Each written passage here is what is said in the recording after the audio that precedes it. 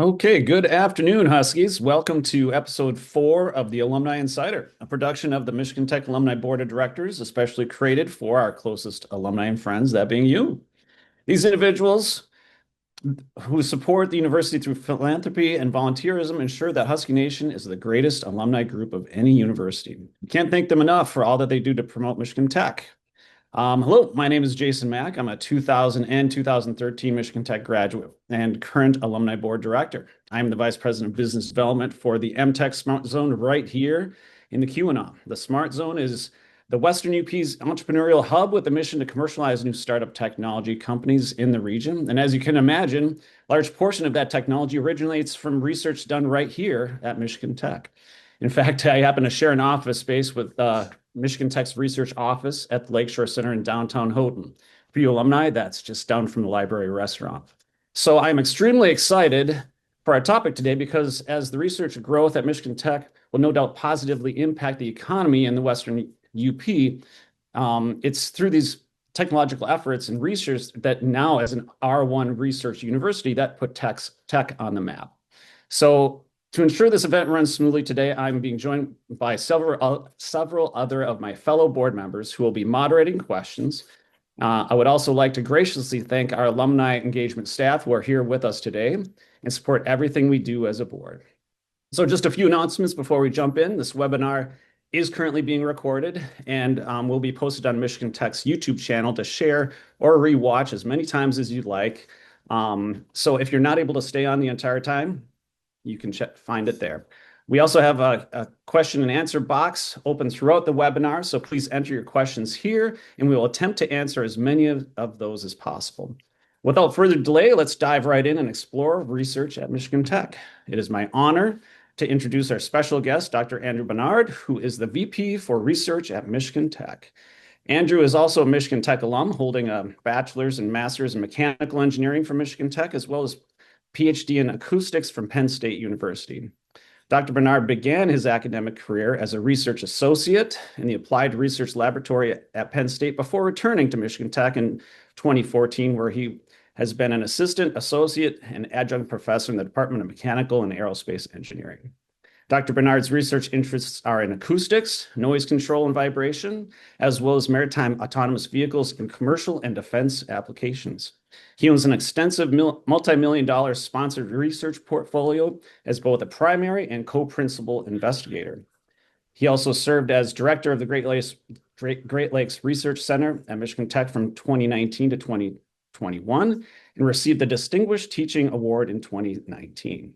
In 2023, Dr. Barnard returned to Penn State as professor, director of the Center for Acoustics and Vibration, and director of the graduate program in acoustics.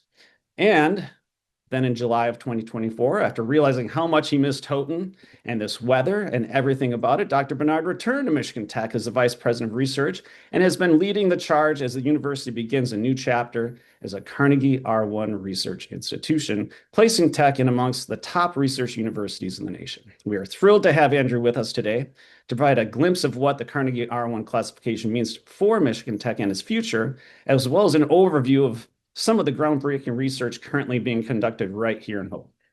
So Andrew, thank you so much for taking a few minutes out of your busy schedule to share some thoughts with our alumni. Like most of us, you obviously love the QAnon, love the area. What were the deciding factors that drove you to return? What's the best part of being back? Well, I'll tell you, it's that draw of Lake Superior. It's hard to get that out of your blood. Right. Well, research is likely not an area many of us interact with during our undergraduate years. So I think we are eager to learn something about what you're doing and what Michigan Tech is doing today. But in preparation for this, I also did a bit of research myself into the history of research at Michigan Tech. So I thought I'd give you a little quiz, Andrew, and let's see what we can do here. So do you have any idea who the first VP of research was at Michigan Tech? That's a good question. I know who the last one was, but I don't know who the first one was. Well, actually, I had help from this question from the last one. So who was the last one? So the very first VP of research was Ray Decker. When Ray Smith was president in the 1960s, he sent Michigan Tech on the research path with a strategic plan and campus master plan. A few years later, Dale Stein hired Ray Deckard from INCO as the first VP of research. And later, Ray left, and then President Kurt Tompkins hired Sung Lee, who was KRC director, as vice provost for research. And the fun fact about Sung Lee, his favorite trick was to write equations on the blackboard with his right hand while erasing them immediately with his left hand, all the while occasionally turning around and saying, "This is so simple-minded that you really don't even need to see this, do you?" So how many people have held the position of vice president of research, including yourself? I think that answer is 4. Right. Good job. So it was Ray Decker, Sung Lee, David Reed, and I think David is in the audience here with us today. And now you. So congratulations.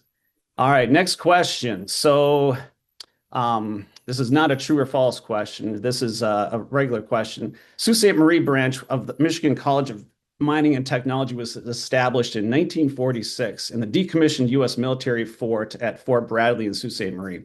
What kind of research was done there at the time? Wow, at the time, that predates me. My guess is something cold weather related. Actually, they did no research. No research at all. It was a trick question. So what it was is they were just establishing a branch to really help out with World War II population, and the Sault Ste. Marie branch served as an additional campus beyond the main campus in Houghton. So fun fact, in 1966, it separated from Michigan Tech and was renamed Lake Superior State College. All right. Next question. How many R1 universities are there in the United States and how many in Michigan? Maybe how many in Michigan would be a better one to ask. Well, this foreshadows my talk a little bit. So there's 187 R1 universities in the U.S. There's 4 in Michigan. Very good. Excellent. On to a couple true and false, and then we'll get on to the rest of the show. But this is fun. This was fun for me because some of the research I did for these questions came from help from David Reed, your predecessor, but also I went into the archives and I actually asked to look up some of the old research that was done at Michigan Tech. And I will say the archives was great. I hadn't actually been down there before, and it was amazing how helpful they were and what kind of articles they were able to pull up. So special thanks to the archives. But true or false, this is an easy one. Has Michigan Tech worked on a technology to help dampen noise produced by, like, say, HVAC systems? That would be true. And I think I know some of the people that have done that. Exactly. So yes. Figured I'd start with an easier one on the true or false side. So yes, thank you for that. And there's plenty of articles around what were doing there with that. True or false, Michigan Tech developed a method of sweating copper pipes and extruding copper pipes for use in plumbing. True? True. So Rex Siebler graduated with a degree from Engineer of Mines degree in 1899 from Michigan College of Mines, and from 1926 until his retirement in 1948, he headed the Department of Mechanical Engineering, and his research focused on extrusion of copper. And as a result of his research, the college obtained patents to the process of extrusion of copper fittings now used worldwide. So a lot of that dates back to Michigan Tech. So I'm going to be mindful of our time here, and I hope this was as much fun as it was for me as it was for you. But before we open it up for audience questions, I'd like you, Andrew, to take over and let us know, share a few of your slides showcasing the state of research at Michigan Tech. Absolutely. Be happy to, and thank you for that very generous introduction, Jason. So I'm going to share my screen here. Hopefully we won't have any technology issues. Are we seeing a full screen presentation? You're all good. I'm seeing heads nodding. Excellent. All good. Well, welcome everyone, and thank you again for having me. My name is Andrew Barnard. I'm the Vice President for Research here at Michigan Tech. I've been in this role for about 18 months. I'm going to talk to you a little bit about our current position of research at Michigan Tech in terms of the volume that we're doing. I'm going to talk about some specific examples of projects that we do at the local, state, and federal level. And then I'm going to talk a little bit about the future and what R1 means. So just going to move this Zoom box out of the way. There we go.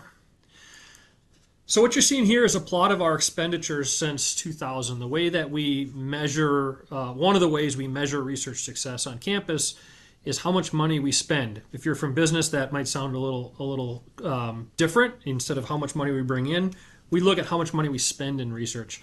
That tells us that our faculty and staff are putting in efforts in order to develop technology and push that technology out to industry and consumers. Last year was a record year for us. Our expenditures were $124.2 million. That was a year-over-year increase of 16.2%, which is the largest jump we've had this millennium. So we're very happy with what we're doing there. And that has moved us upwards in the rankings and has moved us into that R1 category, and I'll get into that in just a little bit. The expenditures really, for Michigan Tech and for all universities, they reflect our past and current performance. But when we were talking about future performance in research, we actually look at the awards that we bring in. So here's a historical plot from 2000 on until last year on the awards that we're bringing in. So these are federal awards through federal agencies, they're state awards, they may be industry-sponsored awards, even some research gifts that we get. Last year, again, was a banner year for us. $109.3 million in awards came into the university. That $109.3 million will be spent over the next 3 to 5 years. All these awards have different time durations on them. And then that's when they'll show up in expenditures. So this bodes well for the future of Michigan Tech research as well, that over the next several years, we're expecting to have continuing increasing research expenditures. But these are just the dollars, right? What does this actually mean in terms of the impact of the work we're doing? And we think about the impact on several different levels. And the first, I want to share a local impact that we're having with some of the research. So this is a specific project that's being conducted here under Michelle Jarvi-Eggert, who is a professor in engineering fundamentals, along with a large team of other researchers. And they're actually looking at how they can clean up wastewater in small communities. So they're using Copper Harbor as a pilot location. We want to try to keep things like phosphorus and nitrogen out of the Great Lakes system because that's what leads to harmful algal blooms and other bad effects on the environment and the fish. And we want to do that without having very expensive water treatment plants because small communities like Copper Harbor can't afford a really large, expensive water treatment plant. So Dr. Jarvi-Eggert's team is looking at simple solutions like developing these floating wetlands that can float in wastewater lagoons. And by putting the right species of grass in there, can actually clean those nutrients out of the water before that water is recycled back into the ecosystem. So a really elegant, simple solution that has a local impact and could also have a large national impact if it's scaled up. So this is one example of things that we're doing locally here in the Keweenaw. We also support the state of Michigan. So as an example of that, for those of you that are Michiganders, you've heard our governor say many times that her priority is to fix the dam roads. And we have some projects here to help fix those dam roads. Dr. Zhangping Yu in the civil engineering department is working on developing new road surfaces to utilize recycled tire material, both for asphalt and concrete. One of the benefits of this is that obviously it gets rid of tire waste, which is great for the environment, but it also makes the road surfaces a little bit more flexible. And I'm sure none of you have ever hit a pothole in the state of Michigan, but I hit a few on my drive home every day. And it would be great to have a pavement surface that's a little more flexible and can be more pothole resistant. And that's exactly what this project is working towards. And finally, we certainly have a lot of impact at the national level. An example of a project that's going to have national significance for us is a new project that we have in training the nation's biotech workforce. So we recently got a prestigious National Institute of Health, what's called a T32 training grant. And what this is going to allow us to do over the next 5 years is to fund 10 PhD students who will then matriculate into the workforce in the health sciences to help drive health science research moving forward into the future. This is a very prestigious grant from the National Institute of Health. This is the first one that Michigan Tech has ever gotten. And it's a small club, so we're happy to be joining that club and excited to see how we can contribute to the healthcare workforce of the future. So that's just a few examples. Obviously, we have a lot more examples of great research going on here at Michigan Tech, but I wanted to share a few at the local, the state, and the national level. The next thing I want to talk about is where Michigan Tech is. Obviously, you all know about Houghton. You've all been to Houghton and love Houghton. But Michigan Tech is not just Houghton anymore. Obviously, there's the Ford Forestry Center in Alberta, which I'm sure everyone is familiar with, but we're also growing a footprint downstate. So since 2006, we've had the Michigan Tech Research Institute in Ann Arbor. We currently have about 80 employees in Ann Arbor working at the Michigan Tech Research Institute who work on environmental remote sensing as well as remote sensing in defense and national security applications.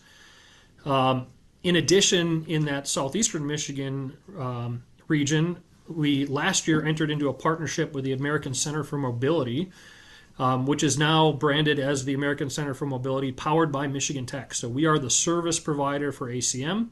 And what they do is they're a test track for autonomous and hybrid and electric vehicles. So looking at trying to work out all of the kinks in the system if we were to put fully autonomous vehicles on the road. And we're doing that right down in Ypsilanti, Michigan. We also started last year the Translational Health Engineering Research Center.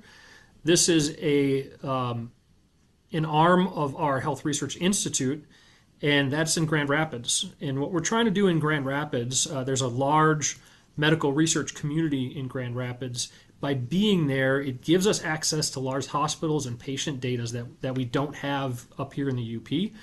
It also creates a collaborative environment with Michigan State University, whose College of Human Medicine is centered in Grand Rapids. And so we're working very hard with Michigan State to build some research collaborations by being in that area. The impetus behind that center is to actually try to what we call translate our technology or move that technology to market. So get it out of a university lab and into the hands of practitioners where it can affect the health outcomes for patients. That's really the focus of what's happening down in Grand Rapids. We're also looking at a future collaboration in Traverse City. There's a freshwater research and innovation center being built there right now. The ground was broken this fall. And the goal of that center is to drive innovation and commercialization in what we call blue technology. And being on the Great Lakes is a great opportunity for Michigan to lead in that area.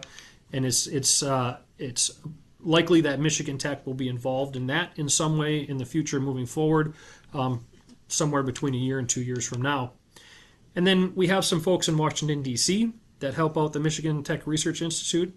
And we're also looking at expanding into Dayton, Ohio, to be close to Wright-Patterson Air Force Base as one of our large sponsors. So we're expanding across the state and beyond. Obviously, Huskies are everywhere. And we want to make sure Michigan Tech is there to support the state and to support all of our alumni and friends. The last thing I want to talk about is the R1 piece. So what is R1? Well, it's a designation that comes from the American Council on Education. They started something called the Carnegie Classification of Institutes of Higher Education back in 1973. And have periodically updated their criteria on different levels of research, R1, R2, emerging research institutions. There's lots of different names, different categories. The R1 is the highest research designation that they offer. And in 2025, the criteria for becoming an R1 institution was that the institution had to do more than $50 million a year in research expenditures. If you recall, last year we did 124 million, a little more than that. So we're clearly over that metric. And you needed to graduate 70 PhDs per year over a 3-year rolling average. So I've shown here on the right side, you can see our expenditures and our PhDs for the previous years. And if you were to do a rolling average of 86, 86, and 67, we are over that 70 PhD graduates per year, but we're close. So one of the things we're looking at as an institution is how to get our PhD graduates up around the 100 number. So we're clearly over that R1 mark moving forward in the future. These criteria are reevaluated every 3 years through the American Council on Education. So what does this all mean? Well, it puts us in some pretty unique territory. There were just under 4,000 institutions that get ranked through this process, and only 187 of them reached R1 status, and Michigan Tech was one of those. So that puts Michigan Tech in the top 4.75% of all U.S. research universities. So that's already pretty rarefied air. In Michigan, we have 4 R1 universities: Michigan, Michigan State, Wayne State, and now Michigan Tech. We're kind of unique in the landscape of R1 universities because we're also classified in what Carnegie calls a remote campus, which, since you're alumni, I don't have to explain to you that Houghton is remote. You can see the other institutions here that they list as remote: Mississippi State, Missouri S&T, Montana State, Mississippi, and Wyoming. So the point here is it's difficult to do the level of research that we do in a remote location. There's only 6 other places that have figured out how to do this. So that's something really special that Michigan Tech can be proud of.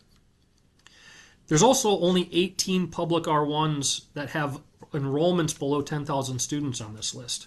So the vast majority, 90% of these R1 institutions, are big flagship or land-grant universities.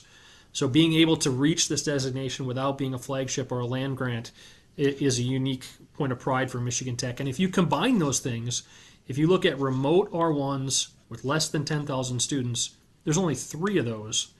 And if you look at publics, there's only 2, Michigan Tech and Missouri S&T. So what we've done here is really a reflection on the hard work of our faculty and our staff, previous VPRs. Previous VPR, Dave Reed, worked for many years to get us to this point. And it's a really, really hard thing to do. And we should all be really proud as Huskies that we've gotten here. So what does it mean? Well, R1 is really a reputational advantage for Michigan Tech and any university that achieves R1. It's a universal third-party validation of the quality of research that goes on at that campus. And it's proven that higher research universities, higher research quality universities, also have higher educational value for the students. So it's a validation of everything that we're doing here at Michigan Tech. It generates more respected degrees that will catapult our students to career success. But it also makes your degrees as alumni more valuable because now you've graduated from an R1 university as well. It brings a higher caliber of research student to the university, whether that be undergraduates who are interested in research or master's and PhD students. And what you see when you have higher quality, higher caliber research students is that you're able to attract and retain the highest quality of faculty. We have fantastic faculty here at Michigan Tech. Retention of faculty is always a challenge for us, and that's partly because of our remote location. But by maintaining those excellent students over long periods of time, that's how you maintain a world-class faculty and keep that engine rolling. The R1 also provides Michigan Tech now with a really nice state and national advocacy platform. One of the organizations that we've joined since becoming R1 is an organization called RU4M, the Research Universities for Michigan. So this is a collaboration between Michigan, Michigan State, Wayne State, and now Michigan Tech. This used to be called the URC, if you've ever heard that term, University Research Corridor. They changed the name to bring Michigan Tech in, so that was great. This has provided me, in particular, with a lot of collaboration with the vice presidents for research at the other R1 universities. And it allows us to work together to advocate for research and higher education within the state of Michigan, which has been very beneficial for us so far. I will say the door has swung wide open, and we now are having conversations that we would never have been involved in the past prior to being R1. So that's going to be really good for Michigan Tech moving forward. And finally, what I like to say is that when you really think about what R1 means, it's a designation that designates Michigan Tech as a service provider of choice, whether that's helping industry solve their problems, helping the federal government, federal agencies solve their problems, working with the state to improve life in the state, or even affecting our local economy and in our local communities.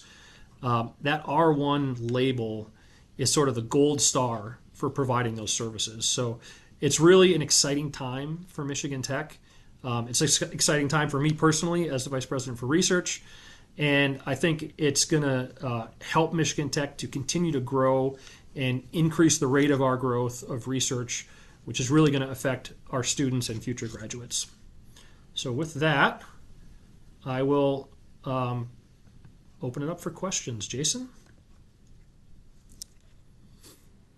Well, I'm going to lean on the rest of the team here to such as Emily, Adam, and Steve to ask you a couple questions. Go ahead, you. Question. So when you put all your math together, is Michigan Tech actually the smallest R1 institution in the country? We are very close to Missouri S&T when you look at publics. There are some privates that are smaller than us. Okay. All right. So And congratulations. those expenditures numbers come from both internal and external expenditures. So the privates have larger capacity to have internal expenditures because they have different endowment mechanisms and things like that. So sometimes you'll get smaller private schools. I have a question. You talked about Michigan Tech now being involved in more state and federal level projects and problem solving for research. Does that increase any collaboration with other universities, or do we already collaborate with other universities on research? So we already collaborate with a lot of other universities. The R1 designation gives us a little more credibility when we go into those discussions with other universities and puts us, when we're talking to big universities, puts us on the same level, which helps us in negotiations and what I would say being true partners on projects. It's an audience question. Does becoming an R1 institution change Michigan Tech's patenting or intellectual property strategy? And if so, how? Yeah, that's a great question. At this point, it has not. I don't really expect that to change our strategy. We are still, a founding mission of Michigan Tech is to support the industry of the state. And part of that is patenting and technology transition through licensing or through developing startups. And we're going to continue to put an emphasis on that as we move forward. We have another question in the chat, and it says, could you expand on what we are doing with Michigan State Med School in Grand Rapids? Yeah, so right now it's very early in that collaboration. So we have one researcher who's in Grand Rapids. He's been down there for about 6 months now. Former immunologist for the National Institute of Health that decided to come work for Michigan Tech. And he's working on building collaborations with us, with Michigan State, but also with the Van Andel Institute, with Corewell Health, with Mary Free Bed, with other medical organizations in the Grand Rapids area. So I would say it's a very nascent at this point. We're still in a lot of discussion stages, but we've got to the point where we actually have a full-time person there now, and things are starting to move faster. So we hope to be able to talk more about that in the future. It's kind of probably a parallel question that about Grand Rapids asking if you're engaging with the use of AI in healthcare from that research center. We are. So one of the areas that we're really looking at hard are bioinformatics, and that is collecting healthcare data and then trying to use that to improve patient outcomes. And AI is a huge piece of that. So a lot of that work is actually going on here on campus. We have a collaborative center between our Health Research Institute and our Institute for Computing and Cyber Systems that's bringing researchers from healthcare and researchers from computing together in order to do just that. Got another one, Andrew. What major field of study usually has the most students in our PhD programs, and how has that changed over the last few decades? It's mechanical engineering, and it hasn't changed.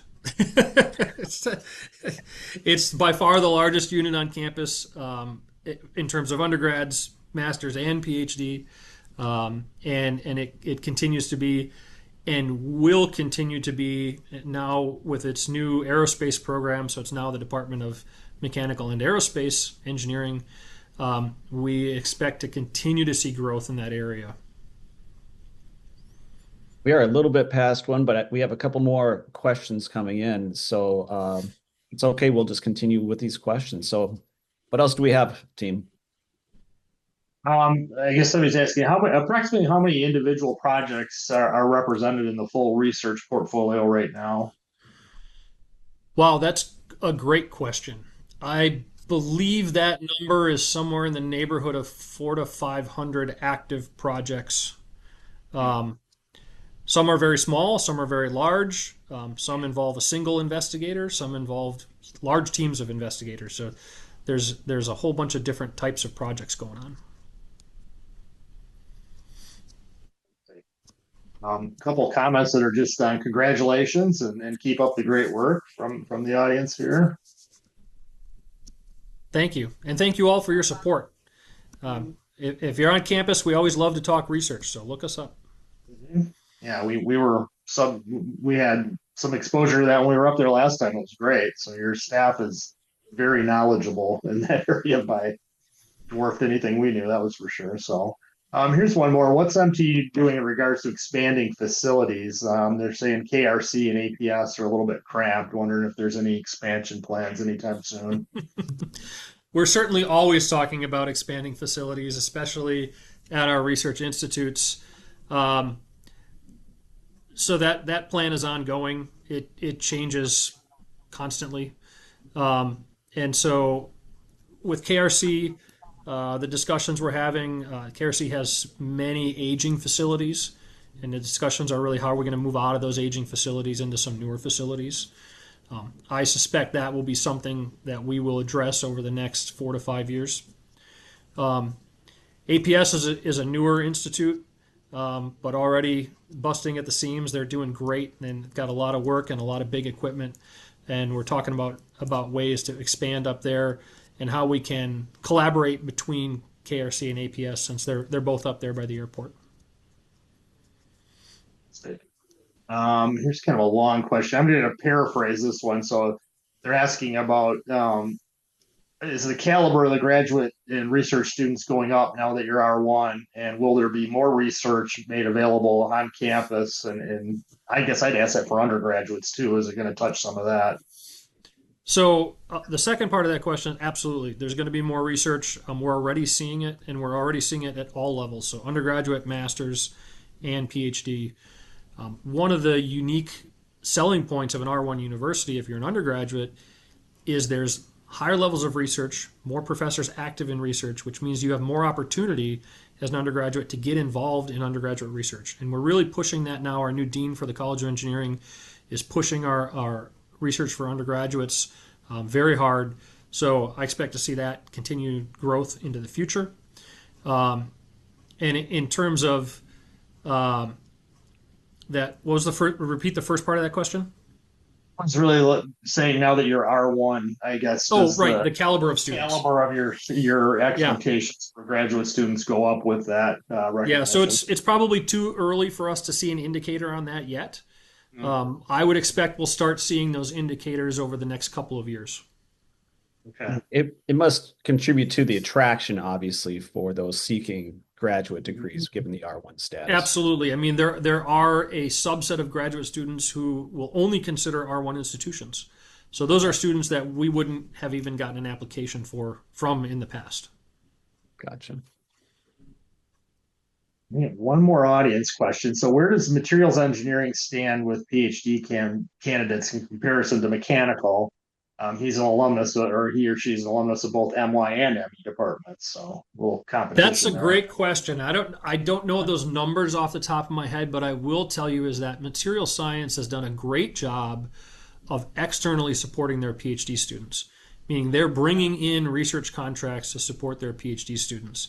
And that's one thing that we're really pushing across the university to try to get our PhD students externally funded on projects rather than internally funded through mechanisms like teaching assistantships. So MSc has done a fantastic job. They're one of the leaders in making sure a large proportion of their graduate students are externally funded. We can be proud of both schools then. So That's right. guess one more that popped in here. So we talked about engineering undergrads. How about some of the sciences? Will they have some research opportunities too as an undergrad?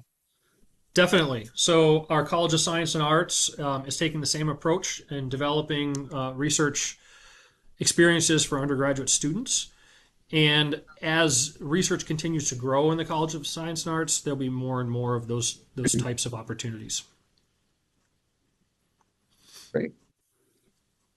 I guess I've got one last question before we kind of wrap things up. I guess we have alumni here who are listening and learning. Is there anything that they can do to help with your activities, with the activities at Michigan Tech, or contribute in some way, shape, or form with the research that's going on at Michigan Tech? Absolutely, and there's many ways you can do that. The first is if you work for a company that has hard problems that you can't solve, we want to be your partner. We would love to help you solve those problems. We have experts on campus that can do that. And you can reach out to my office, and we'd be more than happy to have a discussion on different ways that we could partner together to do that. We also like to bring in industry partners on some of our federal funding dollars. So where our industry partner could act as a subcontractor to us and bring in an industry expertise that we don't have, or even a value proposition for your customers that we may not have a good hold on as we're doing the basic research at the university. That's really valuable for us. And then, of course, as alumni, we're always looking for you to help donate to the university, whether that's through dollars or time. Our students would love to understand what research careers look like in industry and academia. If you're in a role and can share time and experiences with those students, that's awesome. If you want to continue to support research through annual giving or through other gift mechanisms, please reach out to me. I'd love to chat about that as well. Sounds great. I think are we good to wrap things up, team? I think so. We're kind of running way over, but it's awesome for all the audience questions we've gotten. So thank you so much for staying over a bit, Andrew, and hopefully President Kobach's not too mad at you. I'm sure it'll be fine. Excellent. Well, thank you, everybody. This was delightful. Yeah. Thank you, Andrew. And again, this has been fun. This has been exciting. We've had a lot of good questions and a healthy audience. So look for our next topic to be announced soon. And if you have any feedback on how we can expand or improve these sessions, other ideas, please let us know, because we're here for you, to serve you, the alumni, get you the information that you're most interested in. You can do so by emailing us at alumni@mtu.edu. We'd love to hear from you.